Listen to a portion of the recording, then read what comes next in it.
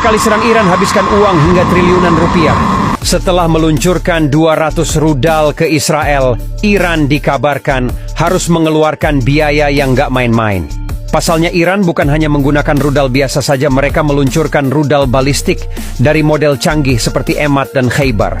Bahkan Iran juga menembakkan rudal hipersonik Fatah 1 yang memiliki kecepatan 5 kali kecepatan suara. Meski belum jelas berapa harga dari rudal-rudal Iran tersebut, namun biasanya satu rudal balistik dengan jangkauan 1.500 hingga 2.000 km memiliki harga sekitar $1 juta Amerika atau lebih dari 15 miliar rupiah.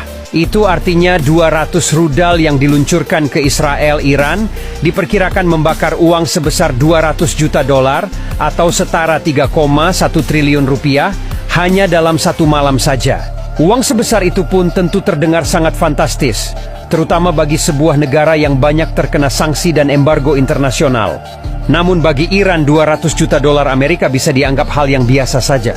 Sebab selama ini per tahunnya Iran mengekspor minyak senilai 35 miliar dolar atau lebih dari 539 triliun rupiah. Dengan begitu serangan Iran pada 1 Oktober 2024 hanya menghabiskan dana setara dengan pendapatan ekspor minyak Teheran selama 2 hari. Sehingga tidak akan membuat Iran kewalahan terhadap biaya yang besar. Sekali serang Iran habiskan uang hingga triliunan rupiah. Setelah meluncurkan 200 rudal ke Israel, Iran dikabarkan harus mengeluarkan biaya yang gak main-main. Pasalnya Iran bukan hanya menggunakan rudal biasa saja, mereka meluncurkan rudal balistik dari model canggih seperti Emad dan Khaybar. Bahkan Iran juga menembakkan rudal hipersonik Fatah 1 yang memiliki kecepatan 5 kali kecepatan suara.